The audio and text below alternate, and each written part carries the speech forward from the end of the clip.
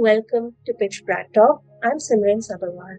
Marketing is a tough job when you need to connect with the consumer and get your message through. But marketing in luxury is even more tougher. And I have with me today Sanya Ranwal. She's a director of marketing and retail at Ranwal Realty, which is one of the prominent luxury players in the realty sector. Sanya, welcome. Thank you. Lovely to meet you, Simran. Sanya, I just want to start off with the brand revamp which you had last year. Why did you need to go in for revamp? What were the insights that you leveraged when you were revamping? Yeah. So as you mentioned, I think one of the biggest changes is we were always known as Runwal, and now as our rebrand, we've come to the table as Runwal Realty. The desire is to really capitalize on what equity we hold in the market today, bring better exposure to the portfolio, the diversity and breadth of the portfolio we have, and communicate our story in a more concise way to our end consumers, all our partners across retail, commercial, and residential. So I think one of the big things that we did last year was we conducted a brand research study just to understand where we stood in the market today, what equity we held, and what relationship we had built with the customers. And one of the key insights we learned from there is that while trust, as one of the trusted players, we were up as high as you could get up there. When it came to understanding the diversity of our portfolio, marquee projects like our city, our Mall Mulund, our Mall Thane, a lot of people didn't associate that with us. We were always kind of pigeonholed as these as suburban primary residential players, whereas our portfolio really stretched across asset classes and across also geographies. The second thing that we learned from that is people didn't fully understand the kind of quality, the kind of innovation, and the processes that we used in our projects. For example, in Andheri, Lokhandwala, we have Ranwal Elegante, which has I think, Bombay's first sky garden, right? Which had never been done before. Our city, again, bringing malls into Bombay was first of its time. So that kind of innovative spirit, in terms of quality, we work with best, like world-class partners from Broadway Malyan, JSW, like we make sure everything that we bring to the table in terms of design, master planning, materiality is always top of class. And that quality we wanted to capture in the new brand story, the new brand narrative. So we've not changed from who we were. We're still doing all that we did, still bringing to the table all that we did. The brand repositioning was really about tapping into all of these things and capitalizing on it with our customer, building on that trust that we knew we already had, and telling the story of for generations to come. So moving out of just trust and customer centricity, but really showing people how we're helping elevate their lifestyles, the kind of quality products that we're bringing to the table, the kind of our ability to tap into every space of their life, be it whether they're working, whether they're living, whether they're going out to their family for leisure. We're able to exist in all those spaces and elevate their lives. So the new brand narrative and the new brand positioning is this idea of we're built and we're designing for generations to come. So we're timeless in the kind of designs we bring. We're an intergenerational family. We're really solid when it comes to our foundations, and the kind of spaces you're going to interact with it when they're built by us will always be designed for all the generations in your family, from the kid to the parent to the grandparent, but also for the future generations to come. That is the kind of quality we're here to provide, and that is the kind of perspective that we want to bring to the table. Okay, now, coming to the luxury segment, can you just give me an insight into, how the luxury segment has fared in Bombay, in the Mumbai market, which is your stronghold? And there's also been a surge in the demand for luxury projects. So if you could just tell us what's the growth been? So I think a key driver of this is post the pandemic. I think the amount of introspection that happened, the amount of people that were willing to spend more for a better house, for a bigger house, really shot through the roof. So I think the luxury demand that we're talking about, why Bombay is seeing such a huge growth in in luxury housing specifically, is because people are understanding the value of better quality housing, of better lifestyle, and wanting to provide that. So be it in Thane, be it in South Bombay, be it anywhere, people are willing to go the extra mile for extra space, extra privacy, better quality. And that really is where you're seeing luxury take off. Before, if you were willing to compromise, now you're like, if this is the space I'm going to live in, this is the space my family is going to live in, I will spend the extra for that extra square footage or for a bigger deck. And they're seeing the value in that a lot more. So which is why I think we're seeing across the industry that luxury housing specifically, that five, I think around like 2 to 7 crores being very demand heavy right now. You're targeting the luxury, like we mentioned, luxury. But this is also a segment which is very finicky. They're well traveled. They want the best of the best. So Mhm. how do you market to this niche segment? What's the kind of your marketing philosophy or the cornerstone of your marketing? I think the cornerstone of our marketing is and has always been about representing the value of what we bring to the table, and being authentic to who we are as a brand. I think because the customer you're talking to is so well traveled, well educated, gimmicks don't really work with them. It's very easy for them to see through it. So they just want to know that what you are communicating is truly what they will bring, and they need to have trust in that. And I think that trust is something we've built over the decades. So there's no, I would say, gimmick or any like um, surface level tactic for this crowd. I feel like they truly want to know that this is what I'm bringing. So whether you're talking to them on hoardings, whether you're talking to them on digital, one, they want the content to be relevant to them. So I think that would be the biggest, if I was to say tactic, it's make sure whatever content you're bringing to the table is very much rooted in what their specific needs in those micro markets are, and the and what they're looking for, as opposed to just thinking that one blanket statement about the brand is going to do the job across different micro markets. So I think authenticity, making sure that what you communicate is what they'll experience on the ground.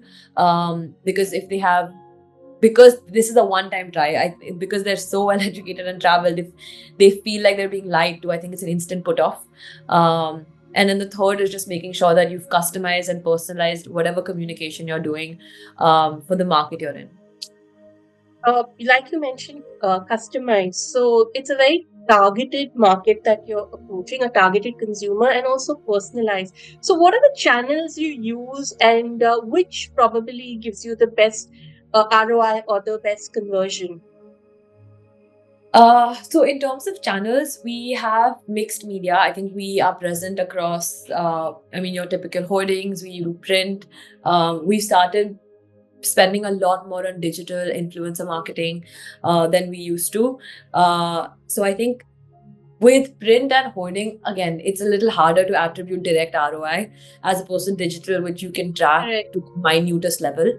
Correct. But I would say we've seen digital work really well for us in terms of outdoor branding. I'm a big believer in at least that even if you're not doing a lot of product marketing, brand marketing gives you a long run ROI. And that is what our hoardings and print helps for, just presence and reach. But if you talk about direct, cause and effect conversion, we see good traction with digital. Okay. I also want to, ask you is you have recently, probably a lot of people don't know that our mall is part of Runwell Reality, and you have gone about revamping these the malls which are present across Bombay. So, why did you undergo this revamp, and what has been the focus of this change? So, I think one of the big things is, I'm sure you know, our mall Mulund is one of our oldest malls. I think it was our first mall. And then starting our mall Thane, our city. So the philosophy and the design when those malls started then was very different to the current customer and the way they engage with malls today. So we've revamped not just our mall, but our mall Thane and our city as well within the last few years. And the philosophy behind it is just to elevate the customer experience in terms of um, how luxurious do they feel when they enter, in the way they interact with spaces today. Are we up there?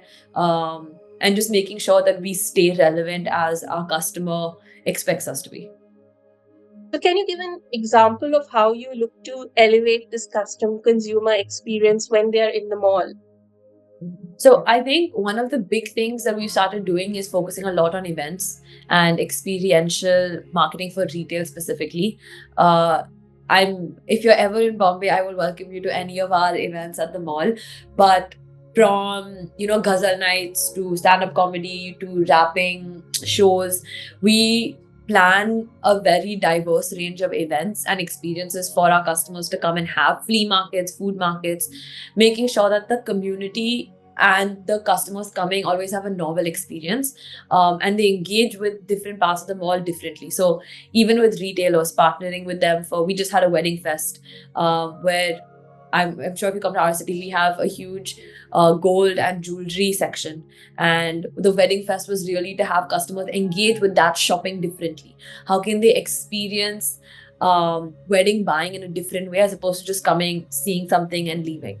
So I think those kind of initiatives where we allow them to shop differently, have more engagement with the mall as opposed to just the retail brands that they're coming for, helps, I think, is in line, especially as everybody, as you were saying before, people abroad don't go to malls as much. But in India, because there's such limited outdoor event spaces, outdoor entertainment, malls become a huge hub for family and just kids' entertainment in general. So it's less just fashion and more, I want to experience what you have to offer. You have tons of retailers and brands in the mall, right? So, how do you partner with them? If you could, just tell us, and an example also, how what is your role in helping them also make their presence felt more? Like you, this gold, like you mentioned, the gold and Yeah. jewelry in the marriage event that the marriage festival that you had. So I think with all our retailers, we want to be able to help them in whatever way possible. So whether it's helping them with marketing support or a launch or entering a new market, I think we will be with them every step of the way. For example, we have Nitori, which is it's a Japanese furniture brand, and they're opening their first store in India with us at our city. And because entering the India market for the first time, they wanted a lot of support in terms of understanding Indian households, understanding the Indian mindset. And we help them get access to these, help them kind of get a better gauge of how people shop here, especially with furniture buying. Their launch is coming up soon, so helping them with marketing support around the mall, OOH, just helping them get visibility where they can to ensure that their success is as big as it should be. We spoke about some of the initiatives which you spoke, we spoke about activations and all, which is very big part of the thing. You also spoke about outdoor. But is there any particular campaign or a marketing initiative that you did last in this year or last year, which has really worked out very well and probably given you a lot of traction in terms of eyeballs and also, say, conversions? Any particular one, if you want to speak about it? Are you talking about on the retail side or you're talking about Resi in terms of conversion? I'm just talking broadly from the Runwal group, so you can talk either on the retail or the residential. Okay, so Runwal Realty in general.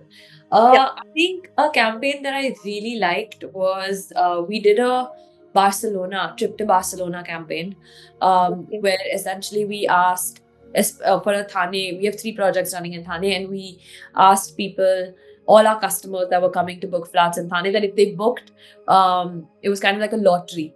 And if at the end of it, whoever won would get a trip to Barcelona. And we saw that this was again around, we coincided with the travel time when a lot of Indians want to travel, want to experience. You're seeing a surge through the travel industry, so that as opposed to giving them a physical like iPhone or something like that, which we could have done, I think again tapping into the experiential side of things, people really want to travel, and we saw that gain a lot of traction around June, July. We had a better conversion, in terms of walk-ins, in terms of bookings, and people were really excited about the offer and the trip.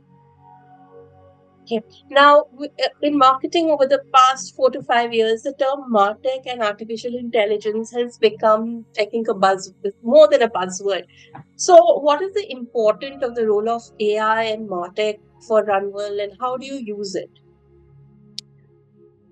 So I think the fundamental part of it is, as long as you're measuring, as long as the metrics that you want to measure, the data that you want to analyze gets analyzed, I think AI and MarTech are just more efficient ways to do it. I think in terms of AI, we've seen a huge benefit on our creative side.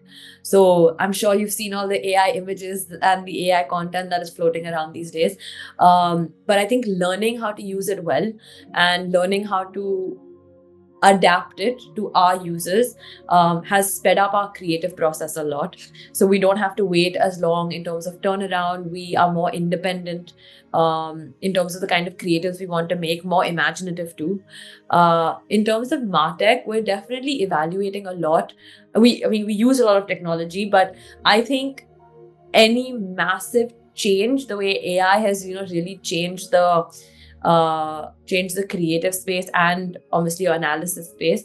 I think still evaluating that. I think the technologies that we're using are still working for us in terms of kind of data analytics we want to do.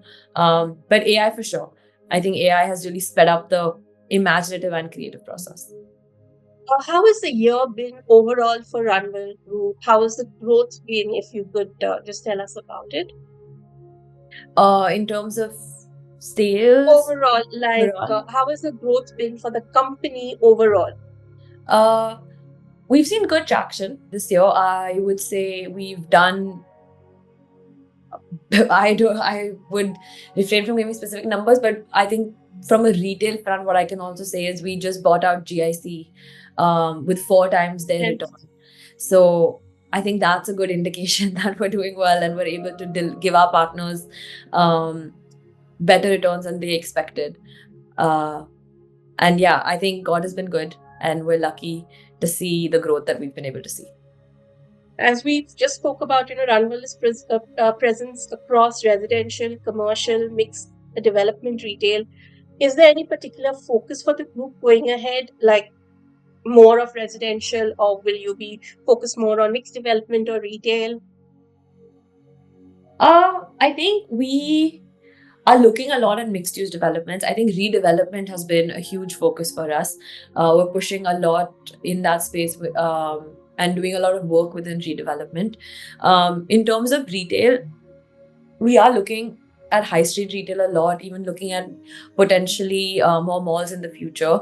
But I would say right now, immediate focuses would be just doing more in terms of high street, mixed use, and redevelopment. And Bombay is your stronghold. Are you planning to go out of Bombay? Because you just mentioned also more malls. So where are these malls coming up? So honestly, right now I don't have an answer for you, but I will also say we're already present in Pune. We're not just present. Bombay is our stronghold, but we have a project in Pune. It's a 26-acre mixed use development. We've already started looking beyond just Bombay. That's nice. And looking ahead, what can we expect from Runwell going ahead? I think you can expect a lot more of quality, a lot more of innovation, and a dynamic landscape in terms of retail, as well as more, I would say, brand presence. We're focusing a lot on how can we create more value at the brand level, more than just selling products. So yeah, I think you can always look forward to something new and fresh from us. Thank you so much, Sanya, for your time. Of course. Thank you, Simran.